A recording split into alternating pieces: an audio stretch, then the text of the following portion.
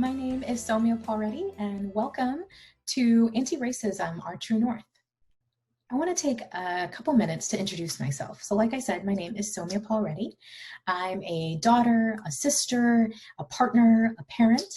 I'm also a child of two immigrants from India. I am by training a licensed psychologist, and I live in Wisconsin. But I credit Iowa as the place where I started to find myself, and especially my social justice roots. Like many of you who are doing incredible work with the MVP program, I started my work doing gender-based violence prevention and education work. And I am so honored to be here today to be talking about how you can continue to find parallels, intersections, alignment with the gender-based violence work that you all are doing and anti-racist work. Before going any further into the video, I'd like to stop and introduce some working assumptions. What I mean by that is that these are the things that I'm going to assume of you all while you're watching this video. This feels really important because a lot of times conversations around anti-racist work brings out strong emotions for folks. Emotions such as defensiveness or guilt or shame. And these working assumptions, what they allow us to do is to settle that a little bit, to acknowledge the pieces that where we do have agency and the things that we're not necessarily responsible for, but now can take action against. And so let's kind of dive right into these working assumptions. So number one, none of you created racism, sexism, heterosexism, transphobia, Islamophobia, classism, ableism, or any of the systems of institutionalized oppression. Working assumption number two, some of us are oppressed by multiple systems of institutionalized oppression, while others of us feel the effects of oppression less acutely. Working assumption number three, some of us benefit from institutionalized oppression, whether we want to or not. Working assumption number four, all of us can take responsibility for challenging institutionalized oppression. Working assumption number five, these systems of oppression compromise everybody's lives. Working assumption number six, every one of us is willing and wanting to learn. Working assumption number seven, we can assume a commitment on the part of the people assembled to work together toward the common goal of liberation. So that means you all watching this video. We want to learn together in spite of each other's imperfections. Working assumption number eight, we have a core that strives for loving, cooperative relationships with others. It is with pain, fear, and shame that we learn to participate as oppressors. We can come to recognize this and work for justice and equity. And working assumption number nine, we can reach back to the core of learning, loving, caring, and cooperation to find the wisdom to unlearn oppression. So let's start out with an outline for this video. So one of the first things that we're going to focus on is how do we grow in our anti-racist work. Then I'm going to introduce you to a symbol that's used throughout the video. And then we're going to launch into some important terms, some basic terminology so that we're all reading from the same page. Then we're going to move into some tangible actions. So what do we do when we're noticing anti-racist attitudes or behaviors or policies? What do we do with that?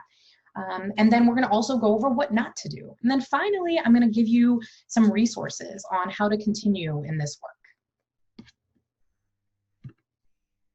So one of the first things that feels important to talk about is what does learning and growing in anti-racist work look and feel like?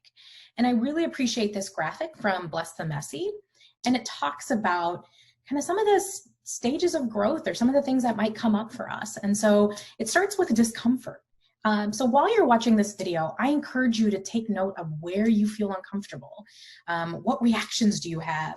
And it's okay that if you're watching this video, if you're like, I don't know if I buy that, or I don't know if what she said I completely agree with. So take note of that discomfort. then you can actually spend some time learning and unlearning some of the things that we have been exposed to in our entire lives. The next step of that is creating some accountability with yourself and others. So find a group of people, find a partner, find a way to continue to take responsibility for your growth in this area in anti-racist work. And then that leads to growth. I want to draw your attention to the compass symbol that's on the screen. I chose that symbol because we know there's so many different directions for us to navigate this world. And it felt important to draw attention to our true north. Where are we wanting to go? And I share this with you because I want you to reflect on what's a world that you imagine for all of us. What is your true north in this anti-racist work? I want to share a quote from me that I come back to often that helps guide my true north. It's by a writer and a scholar, an activist named Clint Smith. And he writes this on social media a while back, but I come back to this often. He wrote, "I've said this before, but for all of the people who believe you definitely would have been abolitionists in the era of slavery, who you are today is who you would have been then. You don't need to imagine scenarios of living in the 19th century. There's work to do now." You can't talk about racism without talking about history. However, due to the length of this video, I won't be able to name and dive deep into the historical and current forces that perpetuate racism and anti-Black racism in today's times. However, that doesn't mean that you all can't do the work after you're done with this video. At the end of this video, I'm going to share some resources that I think are incredibly powerful, helpful, and guide anti-racist work for young people just like yourselves. Although we won't be able to spend time talking about those historical forces, I do want to take some time to outline some definitions of some important terms. The first word that I want you to become familiar with is anti-racist or anti-racism. And this means to actively work against racism. And it's making a commitment to resisting unjust laws, policies, and racist attitudes. Sometimes people will interchange a lot of words together. They might say anti-racism, multiculturalism, diversity, cultural competence, and using all of these terms interchangeably. But they all actually have different meanings. And anti-racism is not the same as diversity or multiculturalism. So diversity refers to differences, and it includes all the differences that make each of us unique and beautiful. Multiculturalism is the way that we respond to diversity, and it's that belief that society is enriched by preserving and respecting and amplifying our cultural differences. Anti-racism is different. It's active, it's action-oriented, and it's about disruption. Disruption to racism. The next word that I would like you to become familiar with is race. So it is really, really important to know that race is not based in science. It was constructed by society. Our working definition is going to be a social or power construct based on the erroneous assumption, the wrong assumption, that physical differences such as skin color, hair color and texture, and facial and other physical features are related to intellectual, moral, or cultural superiority. But that does not mean that racism is not real. So I just said race was kind of made up, but racism is very real. We know this because we have evidence from generations of harm that was committed to Black, Indigenous, and people of color. Because of racism, we know that there's an impact on mental well-being on Black, Indigenous, people of color. Because of racism, we know that there's inequities in resources in food, education, and healthcare, and in so many other areas. But remember, you watching this video did not create racism. This is a problem. This is a system that we inherited, but we have the agency to do something about it. The next two words that I want you to become familiar with are white supremacy and colonialism. So like I said earlier, we can't talk about racism without talking about history. And in the history of the United States, we have ugly roots in white supremacy and colonialism.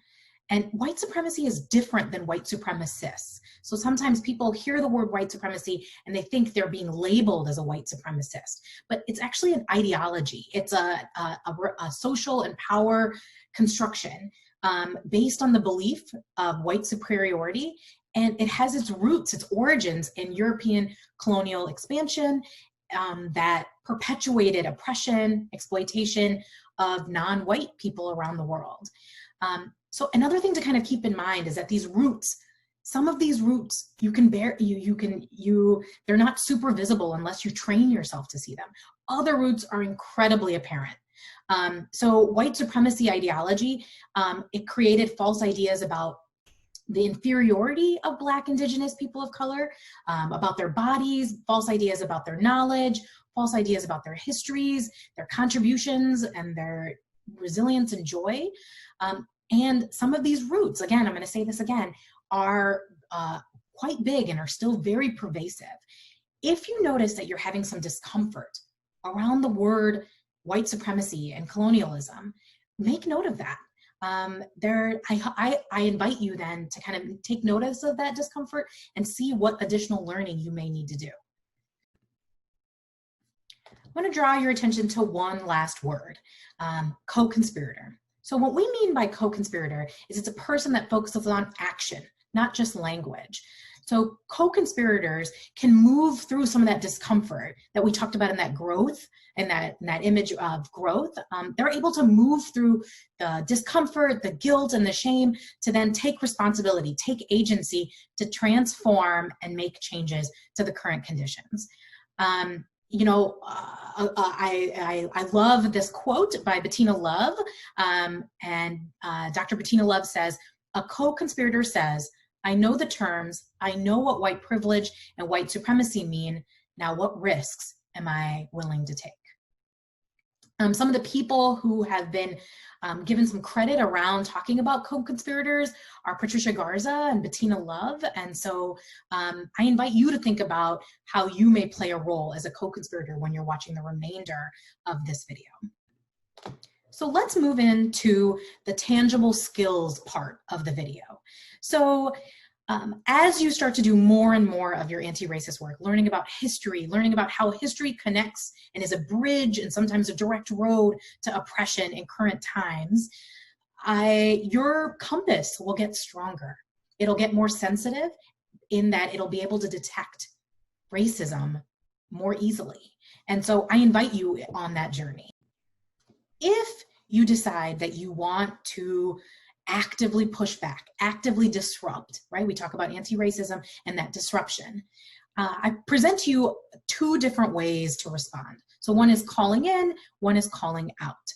And there are benefits to both. There are situations that warrant both, and I want to go over both of those with you. So the first one is calling out. So some situations require calling out. We use this strategy when we need to interrupt and let someone know that their words and actions are unacceptable. We use this strategy when we're trying to prevent further harm. So what does calling out look like? It can sound and look like saying something like, "That's not okay with me. What you said is harmful. We don't say things like that here. I'm not comfortable with that. Hold on. I need to process what you just said," or "Help me understand what you're thinking. I find that offensive. That's not funny. I'm sorry, what? I didn't realize that you think that." Or "I need to stop you right there. I'm having some strong reactions to that." So do you see in how all of those examples, there's an interruption to prevent further harm? So in contrast, calling in is rooted in love and learning. It can happen in public or private, but I will say that sometimes even when you're using calling in strategies, it can still feel like a calling out for some people. It'll still feel like an attack because we all have developed some reactions to when we're told that's not okay, or tell me a little bit more about that. We tend to have some pretty strong reactions when someone pauses us and asks us to reflect on something that may have caused harm. The root of calling in is about creating space for the person to learn, reflect, and imagine other possibilities. So what are some examples of calling in? It might sound like, "I'm curious, what was your intention when you said that?" Or "What sort of impact do you think that your decision, or your comment, or your action might have?" It might also sound like, "How might someone else see this differently? Is it possible that someone might misinterpret your words and actions?" Or it could sound like, "I wonder what would happen if." So these are some examples of calling in, and you can see that, again, they're rooted in love and learning. One thing I want you all to know is that the expectation is not that you have to only use calling in strategies or only calling out strategies. Like I said earlier, some situations warrant calling out. We need to prevent further harm from happening. Sometimes we then may be able to choose to call in to create that space for love and learning. So another thing that I want to talk to you all about is what to do and what not to do, really, when someone comes to you and tells you about an experience that their barometer went off, their compass went off. And that's about not gaslighting somebody. So for those of you unfamiliar with this term, gaslighting is used to deny the person's experience and make them question their reality and judgment. Gaslighting can occur at the interpersonal, so between people, and systemic level. And so let's imagine a scenario. So let's say a friend came to me and said, you know, Soumya, this situation happened. It happened like this, and it feels racist to me. It didn't feel good to me. It feels like it's connected to race. Some variation of that. Obviously, in this hypothetical situation, I'm being very vague, but let's say somebody came to me with that. If I responded in the following ways, these would be examples of gaslighting. If I said, are you sure they said that? Relax. It was just a joke. You know, if they said that, and they probably didn't mean that. You're reading too much into this. You know, you're being just too sensitive. It feels like you're overreacting, or it feels like we're overreacting. Or I don't think this is about race. So saying those kinds of statements can invalidate a person's experience and are really harmful. It felt really important for me to share this because I wanted to equip you with tools when your internal barometer is going off and what to do. Then also if a peer, someone in your life, their barometer goes off and they come to you for support. I wanted to equip you with some tools of what not to do so as to not cause more harm.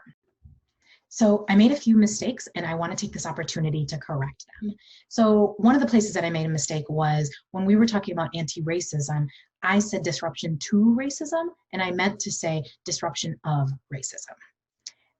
Another place that I made a mistake was when we were talking about white supremacy and white supremacy and colonialism. I wish I had inserted settler colonialism in there.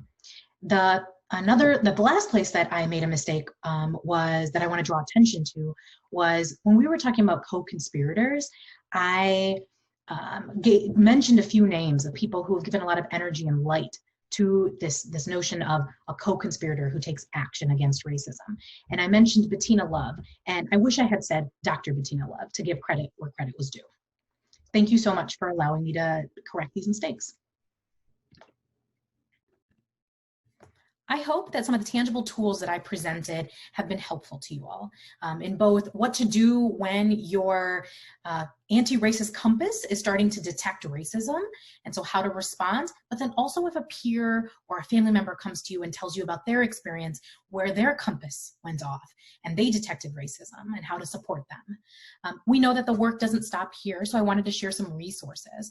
So one, that if you are interested in learning about the history of anti-Black racism, I encourage you to check out the 1619 Project, and it has podcasts, but also written prompts and reflection work. The second one that I want to highlight is called This Book is Anti-Racist, and it has 20 lessons on how to reflect on this work, how to take action, and how to do anti-racist work. The third one comes from Teaching Tolerance, and it's about this program that school officials and school leaders can implement called Speak Up at School. There's a little pocket guide that talks about how to prepare in advance when you encounter a statement or something where your compass is going off, and how to do that, how to practice that as individuals, as students, but then also school-wide. Thank you all so much for your time, your work, and your commitment to justice. Thank you so much.